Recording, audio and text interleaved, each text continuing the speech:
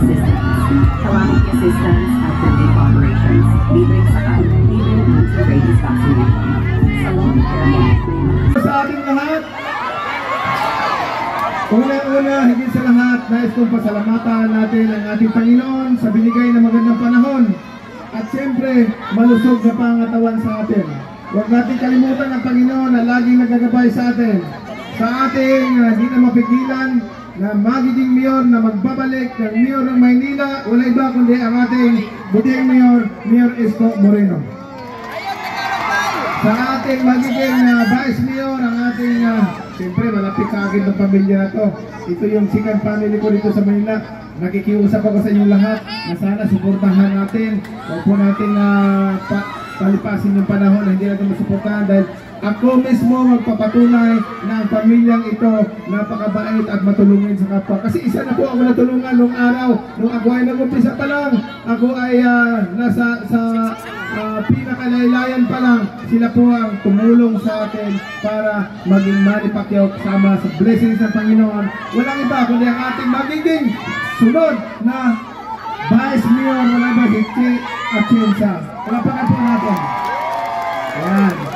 And siyempre, sa aking kaibigan, kailangan ba ito kasi ang aking kaibigan na magiging magbabalik muli sa Kongreso, walang iba kundi si Amado Bangatsin. At sa lahat ng mga councilors na nandito, hindi ko na siguro sa isang lahat ng balan. And of course, sa lahat ng mga barangay captains, barangay chairman na nandito, barangay kagawad, sa inyong lahat, maraming salamat po. Magandang gabi. Maayong gabi sa atong tanan mga Bisaya. Nakabalo ko na perting daghanang mga Bisaya na nagkaroon mo. Salamat sa inyong mainitong na pagdawat sa kuha karong gabi una. Dili na ko makalimtan ang inyong suporta kanako. Pusa, igsoon ang Manny Pacquiao nagabalik sa Senado para ipagpatuloy, ipagayon ang akong programa ng panghatag o panimalay. Panghatag o libreng tahanan sa bawat pamilya na walang sariling tahanan. Yan po, marami na tayo nagawa niyan na pagbibigay ng tahanan doon area sa Mindanao dahil marami po walang bahay doon mga pamilya. Pero si Manny Pacquiao, hindi lang yan ang hangad. Sa Mindanao lang ako makapagbigay ng bahay at lupa sa mga pamilya.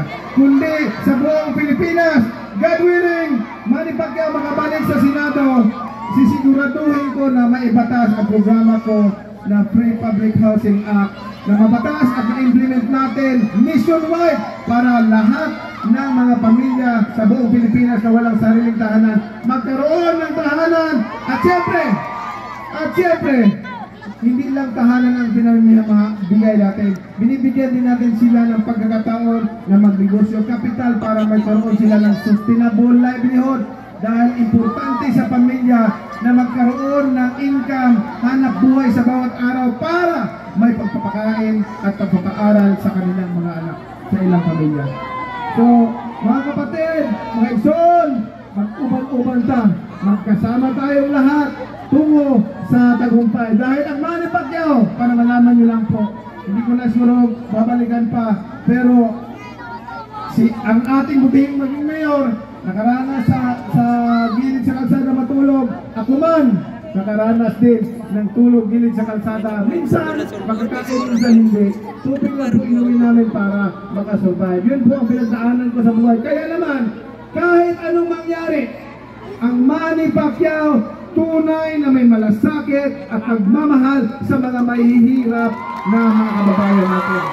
And sisiguraduhin namin, hanggat nandiyan kami sa public service, hanggang nandiyan kami pinagkakatiwalaan ninyo, sisiguraduhin namin na ang bawat Pilipino na naghihirap, walang may iwan sa laylayan at asinso at makapagpapaaral sa kanilang mga anak. Maraming salamat po sa inyong lahat, sa inyong pagkakataon at maninitong na pagdawat sa kwa karong gabi una. Daghang salamat sa atong mga Bisaya.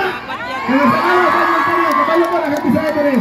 Maraming salamat po. Ang Manny Pacquiao po, number 50 po sa Baluta. Huwag po natin kalimutan. Maraming salamat po.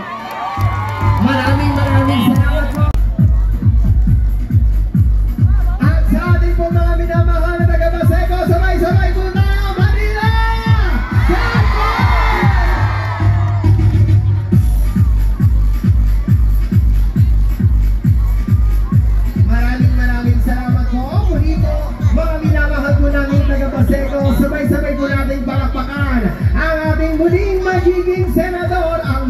Hindi